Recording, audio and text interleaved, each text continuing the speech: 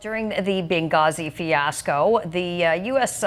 Secretary, who was the UN Secretary for the United States, was sent out to all the Sunday talk shows to say that what precipitated the Benghazi attack, where it saw 4 Americans killed, including their ambassador, was because of this really pathetic video. And now some newly released emails say quite the opposite. Let's bring in our Sunday's contributors, Faith Goldie and Ray Hurd. And this is a big one, Faith, simply because 2016 is what we're all looking to, and we all say it's going to be Hillary. Hillary was Secretary of State at the time. The embassy was attacked. They ignored demands, begging calls from the embassy for backup, for more resources. This is going to hang on her head, though she may want to run away from it as much as she possibly can and is trying to do so.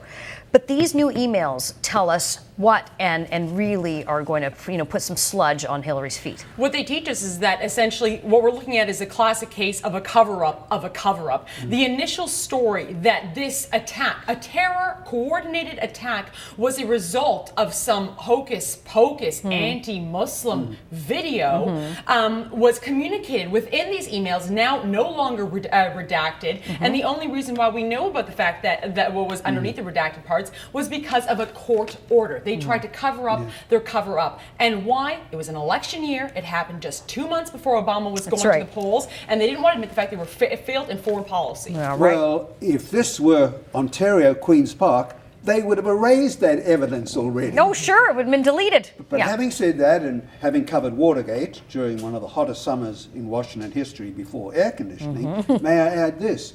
This is similar to Watergate because it's taking so long to unravel. Watergate took years to unravel, and evidence came out piecemeal.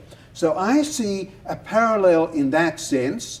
This new information we have today could be what journalists call the smoking gun, and Hillary will regret when it occurred. She said something to the effect of, well, who cares, there was only 4 lives. You will remember that quote. Yeah, absolutely. And we actually have a list. So whenever there's issues that arise, you have issues management teams. They put together talking points.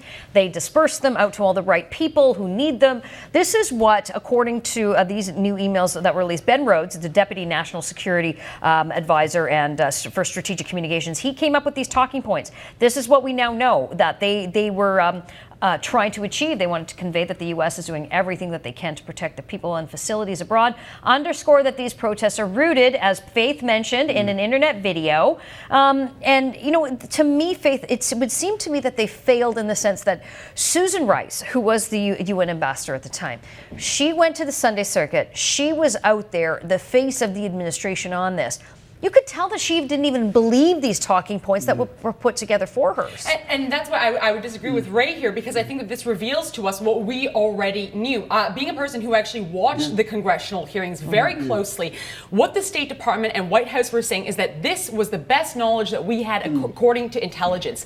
CIA Deputy Leader Morrell came up there and said, I never said anything about a video, which means it either came from the State Department or the White House, and they were to blame and they lied. And it would have come from the White House because that was the message track that they insisted on getting out. And Obama was worried about the prospects of himself and his party. But the cover-up always gets you, and I think you're right to call it the cover-up of the cover-up. And Hillary, time is on her side in a way, but it's not really disappearing. I'll be honest, I thought it would be sort of forgotten by now. And one of the other issues we should briefly discuss, the mainstream American media, like the New York Times, has not given this latest disclosure we're talking about today anything of the attention it merits given the facts of the case. It is one of those things the mainstream media bury to protect their friends in the White House and those who want to be in the White House. And that is where we find ourselves for 2016, Faith, because we know that mainstream media want to see another Clinton in the White House. This time they want it to be Hillary. So they will do whatever they can to ensure that that it's not covered in the manner by which it should have been. The way it frankly should have been done a few years ago when this terrorist attack happened. Certainly, and that's why the GOP now has their work cut out for them. Let's be very clear. Within hours of the initial strike, while the terror plot was still happening, Ansar al-Sharia, this is an al-Qaeda linked group, already took credit for the events that were being unfolded Right. within Benghazi Yeah. at the U.S. mission there. We already knew this was a coordinated terror plot by an al-Qaeda-linked group, but that didn't fit with Obama's foreign policy message going into 2012, which is Osama's dead, al-Qaeda's on the run, and GM is well and alive. And All also right. it shows the amateurs were in the White House because it was stupid to try to get away with something that would be exposed so easily. Yeah. So they were stupid. Well, it's always the cover-up. All right.